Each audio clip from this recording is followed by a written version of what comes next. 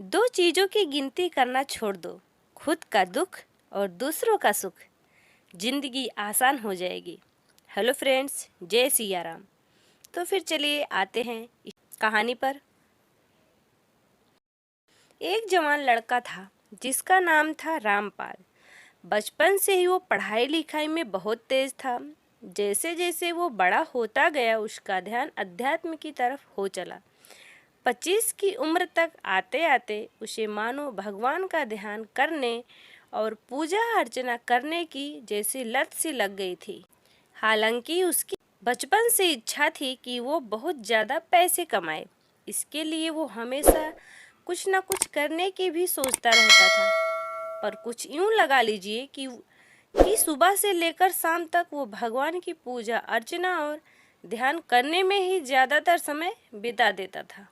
तो बस भगवान को याद करते करते पता नहीं 5-6 साल और कब बीत गए। हालांकि भगवान का ध्यान करना और उन पर विश्वास करना कोई बुरी बात नहीं है, पर रामपाल इतने सालों में ऐसा करते करते बहुत ही ज़्यादा आलसी हो चुका था। अब चूँकि पैसे कमाने की उम्र निकली जा रही थी, तो उसे इस बात की ज़्यादा चिंता होने लगी। अमीर तो बनना चाहता ही था, उसके लिए कुछ करना भी चाहता था, पर बस अपनी पूजा अर्चना के चक्कर में कोई भी काम शुरू नहीं कर पा रहा था। ऊपर से उस पर आलस इस कदर हावी हो गया था कि वो सिर्फ योजनाएं बनाता था, उनकी शुरुआत करता ही नहीं था। जैसे जैसे समय बीतता गया, उसको अपने जीवन और भविष्य के बारे में और ज़्यादा चिंता होने लगी कि अब सब कैसे होगा। एक दिन रात के समय सोते सोते उसने फैसला किया कि वो पिछले 10-15 साल से भगवान की पूजा अर्चना कर रहा है, इसलिए अब भगवान से ही पैसे मांगेगा। उसे अपने भगवान पर पूरा विश्वास और यकीन था कि इतने सालों से वो भगवान को याद कर रहा है तो भगवान उसकी ज़रूर सुनेंगे। उसी दिन से वो हर रोज़ जब भी भगवान की पूजा करता, उनको याद करता, तो उनसे लाखों रुपए की मांग करता था। उसे पूरा विश्वास था कि अब मेरे भगवान ही मेरी सफलता की कहानी लिखेंगे। यूँ भगवान से पैसे मांगते मांगते और उनका ध्यान करते करते कई साल बीत गए और रामपाल अब 40-42 साल का हो गया। पर भगवान के द्वारा उसके अमीर बनने की इच्छा अब तक पूरी नहीं हुई थी। वो बहुत ज़्यादा परेशान रहने लगा और उसे इस बात को लेकर काफ़ी ज़्यादा मानसिक आघात पहुंचा कि 20 साल से वो अपने भगवान की पूजा कर रहा है, लेकिन उन्होंने उसकी इच्छा पूरी नहीं की। अब रामपाल को लगने लगा कि उसका जीवन पूरी तरह से खत्म हो चुका है। वो पागल सा रहने लगा और पूजा अर्चना करना सब छोड़ दिया। हाँ, वो रात को सोते समय अभी भी एक बार भगवान को याद करके जरूर सोता और मन ही मन उनसे पूछता था कि क्यों आपने मुझे अमीर नहीं बनाया, सिर्फ कुछ लाख रुपए ही तो मांगे थे मैंने। यूँ करते करते दिन बीतते गए। एक रात रामपाल भगवान को याद करके सोया ही था कि अचानक भगवान उसके सपने में आए। उनके दोनों हाथों में नोटों की गड्डियाँ भरी हुई थी। रामपाल खुद को बहुत ही हल्का महसूस कर रहा था और उसे ये सपना नहीं बल्कि हकीकत महसूस हो रही थी। उसे बिल्कुल ऐसा महसूस हो रहा था कि भगवान उसके सामने लाखों रुपए लेकर खड़े हैं और वो खुद भी अच्छी नींद में नहीं बल्कि जग रहा है। रामपाल बहुत ही खुश हुआ और उसने रुपयों की और अपने हाथ बढ़ाने चाहे, लेकिन ये क्या, रामपाल अपने हाथ ही नहीं उठा पा रहा था। उसने लाख कोशिश की पर अपने हाथों को उठाकर आगे नहीं बढ़ा पाया। उधर भगवान पैसों को हाथों में लेकर धीरे धीरे मुस्कुरा रहे थे। रामपाल ने दुखी होते हुए कहा कि प्रभु, क्यों आप मुझे ये रुपए नहीं दे रहे हैं?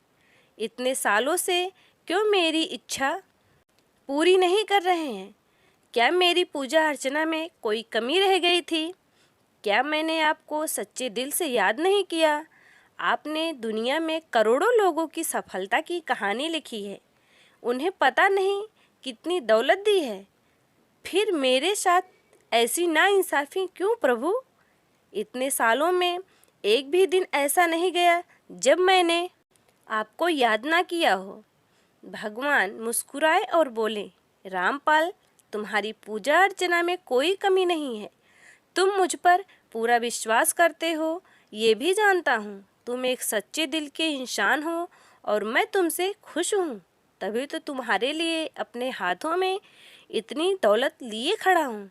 रामपाल ने कहा, तो प्रभु आप मुझे ये रुपए देते क्यों नहीं? भगवान ने कहा, रामपाल, मैं तो तुम्हें ये रुपए देने ही आया हूँ, लेकिन तुम खुद इन्हें नहीं ले पा रहे हो। रामपाल को कुछ समझ न आया और दुखी होते हुए बोला, प्रभु मुझे कुछ समझ नहीं आ रहा, मैं क्या करूं? ये क्या हो रहा मेरे साथ? तब भगवान ने कहा, शांत हो जाओ पुत्र और मेरी बात ध्यान से सुनो। तुमने जब से मुझसे दौलत मांगना शुरू किया था, मैं तब से ही तुम्हारे लिए ये रुपए पैसे हाथों में लेकर तुम्हें देने के मौके की तलाश में हूँ, लेकिन इतने साल बीत गए, तुम मुझे मौका ही नहीं दे रहे हो ये पैसे देने का। रामपाल ने कहा, प्रभु मैं समझा नहीं। तब भगवान ने कहा, रामपाल, तुम इतने सालों से मुझे सच्चे दिल से याद कर रहे हो, मैं तुमसे बहुत खुश हूँ, लेकिन मैं ये दौलत तुम्हें यूं ही डायरेक्ट नहीं दे सकता। इसके लिए मुझे कोई ना कोई बहाना तो दो। जो तुमने सालों से सोच कर रखा है, अपना वो काम धंधा शुरू करो जिसमें मैं तुम्हें सफलता अवश्य दिलाऊंगा, और ये ढेर सारी दौलत कुछ ही समय में तुम्हारे काम के जरिए मैं तुम्हारे पास पहुंचा दूंगा। तुम्हारा अमीर बनने का सपना पूरा हो जाएगा।